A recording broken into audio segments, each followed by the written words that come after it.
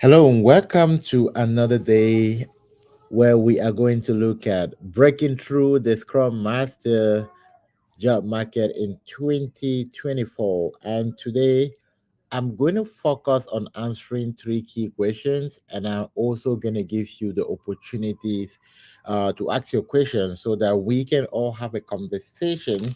So, within the next 30 minutes, the first question I would like to talk about is what are the different type of environment you have worked in as a Scrum Master. So we're going to talk about the different type of environments a Scrum Master can work in. We are also going to talk about business values. What are the question might come like, what are some of the business values you have contributed in delivering? And then the third thing we're going to talk about today is what are some of the common challenges working as a Scrum Master. So this is going to be our top three questions that we are going to deal with today. And as usual, I'm also going to take questions from you. So if you already have questions in mind, you can already start putting them in the chat box. But then let us know where you're connecting from so that I can give you a shout out. It's going to be an exciting one today. And we definitely going to be focusing mainly on question and answer, discussing and kind of helping you to understand both for those who are in the marketplace, those for those who are at work. We want to look at these questions not just from a perspective of someone who's working, but also not from a perspective of someone who's looking for a job, but from a perspective of also someone who is working. So by the end of the day, we are hoping to create a shared understanding that will help you stand out in your job as Scrum Master. Let me know where you're working from. Oh, they can from India. Hello, Vekan, and I see Joyce from Alexandra, VA. Hello, Joyce, and I see uh, Aji from Nigeria, and I see Shola from West Virginia. Hello, thank you for joining in today. And yes, without wasting much time, we are going to get into our conversation for today. Now, the reason why it's very important for us to have this agile conversation and also to clarify some of the stuff is because every Scrum environment come with a very unique, I would say, it's unique. Every Scrum environment is unique, and sometimes what you've been doing in your environment might be quite different from what I'm doing in my environment. But what kind of put us together as Scrum Masters and why it's possible for you to work for any company as a Scrum Master is that Scrum is based, the foundation of Scrum is Agile and the Scrum framework, right? So this kind of, I think yesterday in the video session we did yesterday, for those who did not join us yesterday, we look at the difference between Scrum and Agile, right? The difference between Scrum and Agile. Today we want to look at the different environment within Scrum. Now you probably might have come across this question, oh, what type of environment did you work with, or what type of environment have you worked in as a Scrum Master, right? And when we talk about environments in Scrum, we're talking about the, I would say, the focal area your team was focusing on.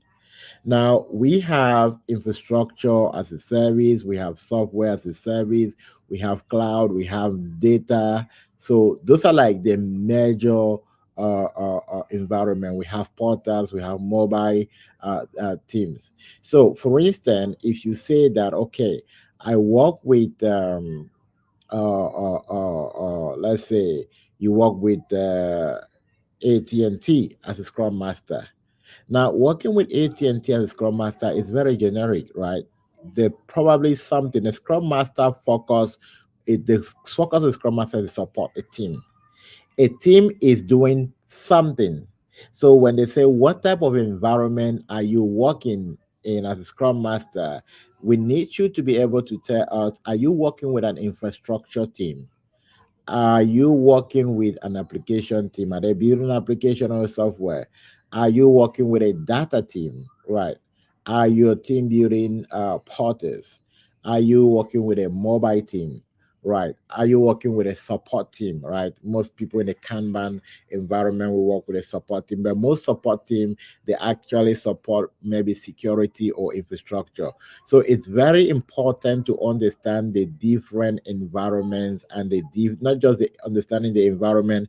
It's also important. For instance, if I say I work with a cloud team and we're doing a cloud migration, I should be able to talk a bit of language, a bit of the language of who are the what is the team composition when we're talking about cloud migration. What are some of the technical tools? What are some of the technology that the cloud team will actually use? So these are things that are very, very, very important. If I say I was working with a software team, I should be able to understand the composition of a software team. I should be able to understand that okay, software team will compose of back end engineers, front end engineers. I should at least be able to identify at least one tool that a software engineer is going to use. If they're working on the back end, what is their programming languages? If they're working on the front end, what is their programming languages? Right. This is very important. Now, and this is some of the stuff that comes up in an interview, and we feel like interviews are technical. No, I always use this example. If I employ you to work in an automobile shop for a year, at the end of the year, you might not be a mechanic, but you will kind of master almost everything about a vehicle because people are asking questions.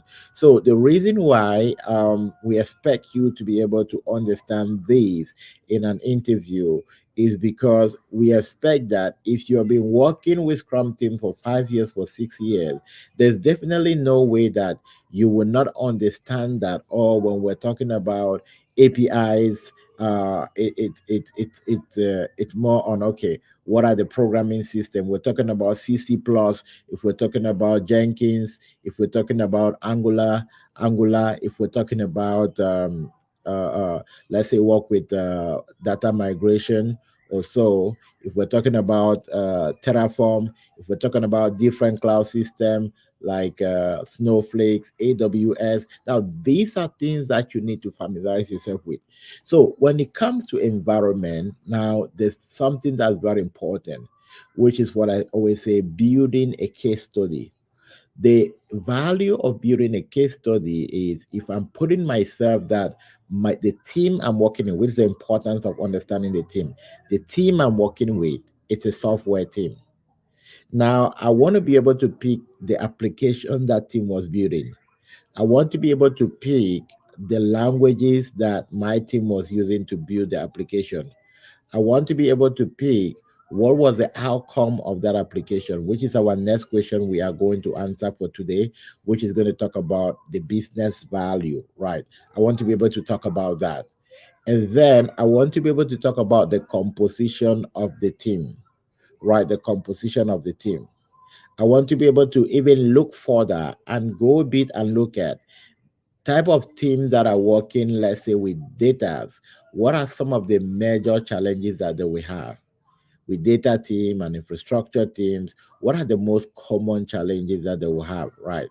I'll give you a couple of them. If we work with, let's say, an infrastructure team, one of the things you will notice is that with infrastructure team, they're more or less supporting internal project, which means most of what they do, they will need validation from upper management, and because of that, the nature of their work is a bit complex, different from application team or a software development team, right? So with more infrastructure team, with most infrastructure team, one of the major challenge they face is that they might start working on a project and it's going to take them about 2 months, 3 months or so, or even 1 month for them to complete it because it has to sit there for a very long time waiting for approval from the upcoming management.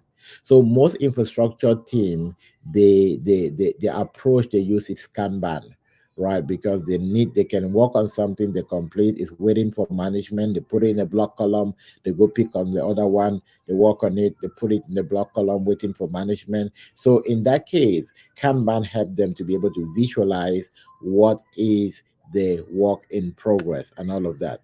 Now, let's kind of switch it and go to the other question for today. I don't want to spend so much detailed time.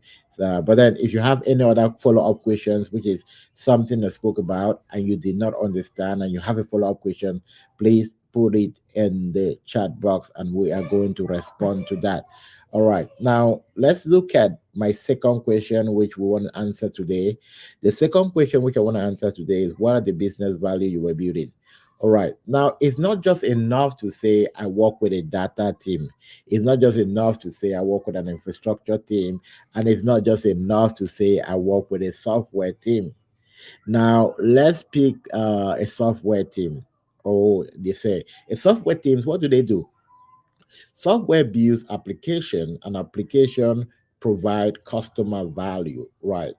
Let's say if we're working on a software or an application, those two are synonyms, an application that we help, let's say, those who are applying for mortgage to be able to automate the process in such a way that if I'm able to submit my documentation, instead for me to wait for an email to come from the rep who is reviewing it, immediately they review that, they drop that, they finish, they move that to another folder.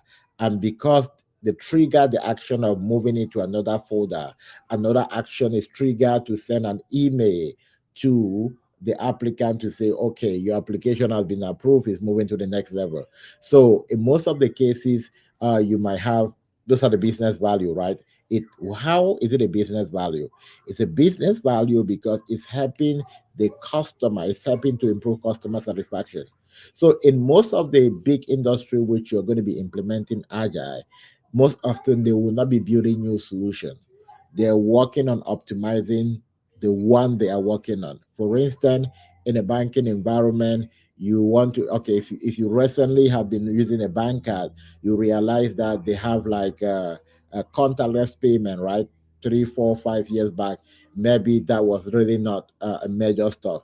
But for now, just by taking maybe your banker close to a payment machine, you don't even have to swap it, right? And very soon they're building also automation processes that you don't even need a bank card. Maybe with just your phone or just with a code, you can be able to just buy something like that and go. So what they are doing is that now this is the whole concept, or this is the whole environment of agile, for agile, which if you understand that, it becomes very easy for you to apply it in different dimensions. The bigger goal for any company implementing agile is to be able to do what? Is to be able to help their company become agile. Okay, let me explain that in a different way. The whole concept of agile is to enhance organization agility and also agility at the level of delivering business. Now, when we talk about agile or agility, a couple of stuff that should come to your mind is that we are focusing on the customer, we are flexible with changes, and we're building in smaller patches. So, organizational agility simply means that I should be able to understand every layer of my organization in such a way that if there is a problem, I can identify that this problem is coming from the team level. This problem is coming from the data team. This problem is coming from management. So agility helps us to restructure, and that is why we focus on giving teams what. Teams are self-organized and decentralizing the power in such a way that we could see clearly where things are stuck and how to improve it. Right. So that's what we deliver in smaller batches and make sure that we are constantly improving. Right. So when we talk about the business value, for instance, if we're working in an infrastructure team, infrastructure, what's the meaning of infrastructure? Infrastructure simply means that we are building a system that enable us to become better in what we do. Let's go to a bank. We can be building an infrastructure that means that if someone comes into the bank and they apply for a bank card, automatically, let's say, someone at the security department can already see that application, and at the same time where the application is with a receptionist, they can run security analysis at the same moment without maybe receptionist having to take it to their system. So now we can build a system that enabling kind of get that centralized way of working, right? In some of the way, let's say updating softwares and making sure that they are working up to a date. Those are also infrastructures, right? Now we can use like a pizza shop, right? If you're starting a pizza shop, or what the value people need is what? Is pizza. They need pizza. But for you to be able to deliver that pizza, you need a system that enable you to be able to bake that pizza, right? The ovens and everything that you set on the background, those are called infrastructures. They help the business to deliver what they want to deliver in a better way, right? So infrastructure. Now, when we talk about cloud, we are talking more on how information is being stored. And cloud is more of a shift from where we're storing information on flash drive or local disks, and we can store them in a system where just with the email and a login, you can access that. And cloud services is changing the face of businesses because let's say we have a business having 20 locations, right? In most of the cases, they used to have like most of the work locally stored. So if I'm in location 5 and I need that information, what happened? I need now to call. I will need to call, let me say, somebody from location 2. I need XYZ. But with a cloud system, I just need an email and password, and if I log in, if the information is centralized and localized, I will be able to see what everyone has read. So Agile, it's kind of really a beautiful way to help get data involved. And Joyce asked the question, how about a healthcare environment? Now, in a healthcare environment, it depends the type of healthcare environment you work in. But then look at the different services that occur in healthcare environment. One, most of the stuff that will occur is the ability of the patient to easily verify, let's say, their insurance, to easily verify their identity and securely save data. So most healthcare environment we implement a lot of cloud project in order to look at how information is easily circulated within department. But also you're going to have a whole lot of security team making sure, because with the those in healthcare, the HIPAA law and everything, talking about security and patient right and all of that. So they also going to integrate a whole lot of security there. So you can be working as a scrum master in a healthcare environment. You can just be in charge with, let's say, working with a cloud. Let's take a cloud team in an environment, which is making sure that data is moved from all the different local servers within that companies and storing them in different cloud. But when it's being stored in cloud, we also need to be able to partition the information in such a way that not everyone have access to that. And those are mainly the work of DevOps engineers in order to build that infrastructure that partition the information. Right. So the cloud, also within the cloud team, you also have data engineers, because cloud, what are we moving? We're moving with data. We need to have someone that can give a command on how that data is going to sit in the team. We need to have someone that build the space. We need to have someone that ensure that the cloud, the data that is moving, the environment is secured and all of that. We need to have people that build the different server, the container that the data is going to sit in.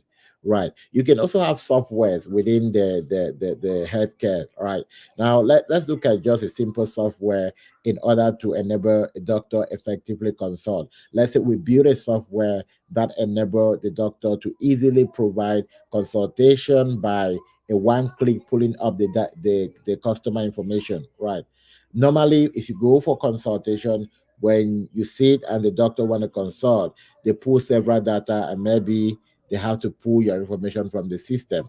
Now just imagine we building a system that maybe with just an ID and a click, the doctor can be able to just pull your medical report from different center and have it on one spot, right? So those are kind of software that we can build. Now we can also build, let's say, ID that verified, or client verified software system, which means that because we also have what impersonation of ID, where someone can use your ID and go to the hospital and the charge is on you. So they want to be able to build system that enable that prevent those type of risks because it's very dangerous both for you and the companies. Now, for those who work in the healthcare, maybe insurance. Now, one of the key stuff you focus on when you're building software in that area, what are insurance focus on? Claim adjustment and uh, claim management. So we could build a software that improve claim management. We could build a software that help, let's say, those who are marketing brokers, those who are marketing on behalf of the bigger head insurance, actually effectively manage that. We could build software system that effectively allocate, let's say, bonus and benefit to employees. So there are thousands and one system that you could build. All right. And the last question we are going to discuss for today, you can put in your questions right now. You can put in, it doesn't necessarily need to be on what I'm discussing. Any question on Scrum, you probably need some clarity on it. You can put it right now. We'll take some time to look at the question. Now, let's look at uh, uh, what are some of the common challenges you face while working as a Scrum Master in the field. It's very important. Becoming a Scrum Master is not a hard job. It's a very easy job if you understand what to do. If you get the right training, becoming a Scrum Master, it's very easy. That's for sure. Now, the most difficult job of a Scrum Master is the ability to deal with the team members. And this starts from you being able to effectively communicate. Now, for those who have actually worked in real environment as Scrum Master, you realize that developers or team members are very picky. The way you communicate, the way you say things, and sometimes they might throw this back at you in a way that it has a whole lot to do with your mental health. I've had people that work in the Scrum environment and they almost go nuts. Trust me, and they almost go nuts. Why? Because they are unable to manage difficulties. They are unable to manage the difference between the what people say and their personality. Which is why for every Scrum Master, one of the things you need to do is personal development. You must develop yourself in such a way that what don't get through you, what don't get through you. There's some people, any little thing you say, it throws them off. You must be that person who can separate people from their word. You must be that person who understand that when your team members are frustrated, they are going to say things that do not really align with expectation, but you must learn how to separate all of those things and still move on as if nothing is happening. So it's very important. This is the number one challenge is dealing with people. And if you are always you were in a job interview and they're like, what is one of your main achievement? You can talk about how you've been able to grow from separating people and their feeling, and that help you to be able to navigate through situations and still deal with people who are very upset, and you can separate that up. You can separate that attitude from what we need to focus on, because it's a common practice that when team members are divided, right, which is why we talk about team performance. Team members are divided, it creates a toxic environment. Now you must be a very tough person to still understand that although they are upset, I still need to love them. I still need to focus and give them the support I need to give, because the bigger goal is more on the business value we want to deliver and not on individual. All right. So we have a question for um Egina. How can you get real world experience without a job? Egina, is very possible. What you want to do, I'm going to share a link to my calendar. What you want to do is we have some really great communities who actually provide you with we simulate the environment on how to work as a scrum master. We simulate the environment for you. When we simulate the environment for you, the next thing which is very important is that you are able to focus on the mastering what you would do as a scrum master. I'll give you an example.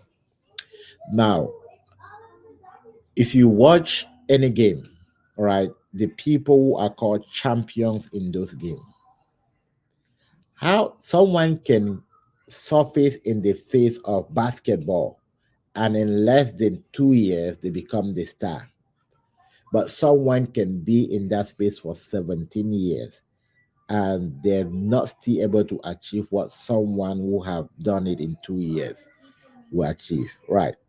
So your ability to master the practice or to work in real environment, it's from how you're able to simulate the different scenarios that occur in a real environment. It's more like mentorship or coaching. When you sit with someone as a mentor, what's happening? That person is transferring to you their numbers of years of experience that you've had. And maybe after you work with that person for 3 months, you can start talking as someone who has been there for 50 years. Like, what changed? Nothing changed, but just the fact that you've been in an environment where you're constantly built. So, but that is something we personally want to go deeper. So I'm sharing the link to my calendar.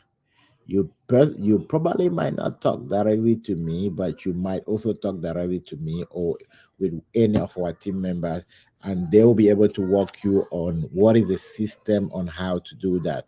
Now, for everyone that is also in the job market, I think one of the promises I did for I'm doing for the next 3 days, which are remaining for this call, is that um I'm also providing my ebook, which you can also get on Amazon. I'm also offering it free for people who are also joining this call. The free book is on the 3 steps on how to get and keep a Scrum Master job. Again, you if you get that as well, it's also going to help you because it outline what the third part outline how to be able to get the skills that you need without actually being in a real environment. So that will also help you to understand what you need to do. One of the things which is very important and which is why it's important to join sessions like these is most of the stuff we missing is not because we cannot do it, it's because we don't have the right information on how to do that. Okay, and we have Junior have a question. How does one transition from Scrum Master to a release train engineer? All right, so Junior, what you probably need to do is to take a training.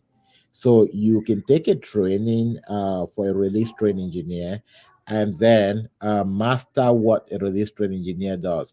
We also have a community that train release train engineer and simulate the environment, prepare you on how to take interviews. So if you can also reach out to me, and I'm also going to uh, share on how you can also assess that for those who are interested in the release train engineer. And for release train engineer, thank you, Junior, for asking that. For release train engineer, it's not just about you having it. So let me give you one important secret for those who are following. And for those who definitely are interested in the release train engineer, send me a private message. We have like an in-house training. It's not for the public. With an in-house price that we going to be running by the end of this week. If you're interested, reach out to me and I'll give you access to that. If not, I'm also sharing the schedule on our website so that you can follow that through. Now, becoming release or the register engineer is not only for those who want to become a register engineer. One of the easiest way to get an interview now is to go take higher certification. So, for instance, almost everybody have a Scrum certification. So, what stands you out? What stands you out?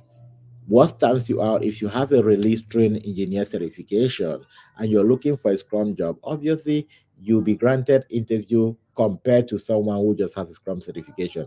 So what that's one of the in-house secret I'm giving anyone who's listening now. So that's the reason why we organize release train engineer training for our scrum master. We are training them to have a job. We help them get higher certification so that their profile immediately stand out and they give them a competitive advantage in the job market. So those are also stuff that you could also reach out. Uh,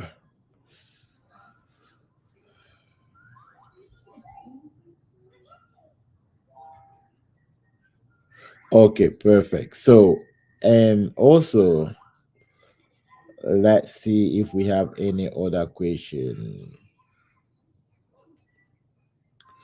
So, what is your advice someone transitioning into a Scrum Master?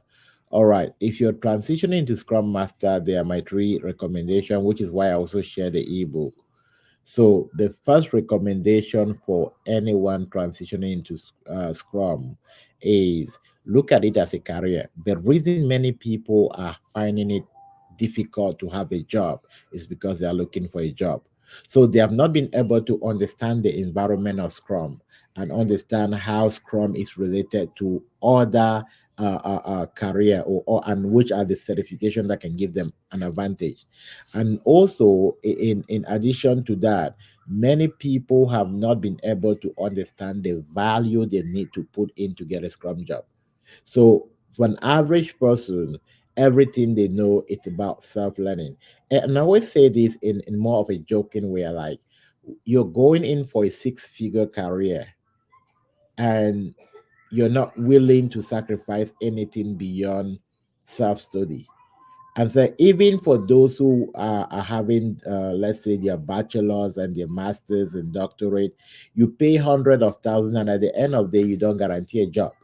But most often, when you probably want to sign up for a program or so, which is going to help you get the skills you need at almost no cost, and then like, oh, what's the guarantee that? And we pay hundreds of thousands for tuition for bachelor and master that end up really not adding any value, and we don't ask the guarantee.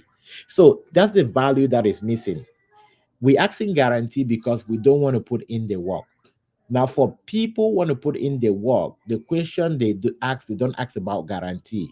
They ask about system because if system are available in place, then they should be able to get a job. So for anyone, if you're looking for a mentor, if you're looking for a coaching program to join, it's not about guarantee. We can have, let's say, 100 people who have had jobs, but if you're thinking you will get a job just because 100 people have had jobs, it doesn't work. Your main question is, what did these people do to get a job, and what system is there to support me to have that job? It's very important for you to focus on that. If you can focus on that, you obviously get into a right place with the right mindset that will give you the job. So what is kind of holding people back most often is the wrong mindset, the way they look at it, the way they think about it, and the way other people have also communicated to them that, oh, it's something very easy. No, it's not easy. You need to put in the work, especially now with very high competition in the market. All right. And let me see if I have another question. My time is up and we need to round up. Oh, okay.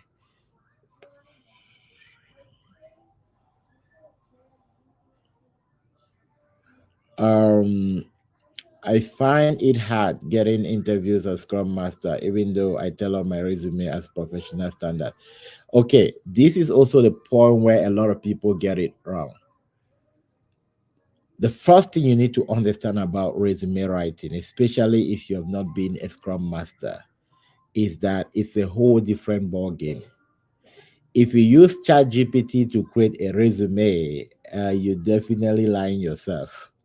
It probably will have now when someone remember people who are into interviewing, they've been in the space, they understand what is going on. So if I can see your resume, when I see people resume just from the first paragraph, I can say, oh, you don't have the experience.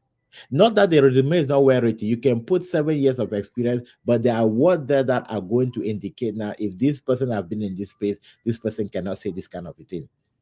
So if you have a resume and you don't even get calls from recruiter from that resume, there are a lot of things that will go wrong are going wrong on that resume.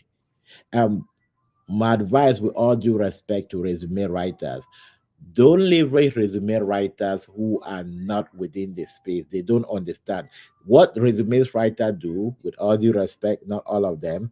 What resume writers do is that they use Google, they use ChatGPT, they use job description, so they pull everything. They have the skills to really balance it up and make it look fancy, but in practicality, we are not looking for how fancy it is.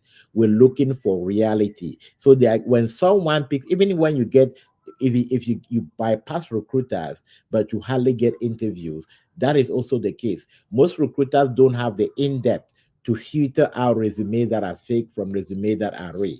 So when you actually get to the desk of the hiring manager, that is when the trouble comes in. They can, like, when they read the first two sentences, like, no, this person doesn't understand what Scrum is all about, right? And I've read several emails over and over, several resumes over and over again, and you can see clearly what is holding them back. So very important. Okay, so how do we make sure to get past the Francesca, I think the application tracking system is not a problem here. Right, you can pass the application tracking system, but right now, most of the people, or the shortest way to even get interviews, is not even applying. It's leveraging the power of LinkedIn. Right, most of the people who have mentored and they have jobs, they reach out to them directly, and especially when you want to have like direct hires, you need to be able to leverage the power of LinkedIn to go through that. Yes, we do offer resume writing as part of the program, but not independently. Personally, if I'm doing a resume for somebody, I don't write resume like out of the blue. You need to book a session, and I need to first of all sit down and go through with you to tell you exactly what are the different components of the resumes, and also make sure that you're able to defend it. So that's why we don't offer resume just like a service. It's an integral part of our programs. Okay. All right, perfect. So I think we've answered almost every question for today. Tomorrow, I'm going to be back the same time. And tomorrow, I'm going to be looking more into three technical questions. I want to talk about DevOps. I'll talk about DevOps tomorrow. I'll talk about CI/CD, and I will talk about release planning. So tomorrow, I'm going to talk about, I'll answer questions around three of this main aspect. And if I did not answer your question today, bring it tomorrow the same time. Thursday, Friday, also time I'm going to be there. So this week I'm dedicating 30 minutes every lunchtime to come on board. And if you have your questions, definitely you can bring them up and I can answer it. And if you want a free session with me, to book a free session, I think I shared on the chat box um our free calendar link. You can book time, you can ask all your questions. It's for free. You don't have to pay to get information, right? You can schedule that time, and we'll be happy to sit down with you, evaluate where you are, and also look at how we can be able to help you. All right, it's always great being here. It's always great hearing from you. And don't forget, if this information was useful for you, don't forget to actually drop a comment and then also share. Someone who is not online now might benefit from it. Right, do have a great day, and I'll see you tomorrow on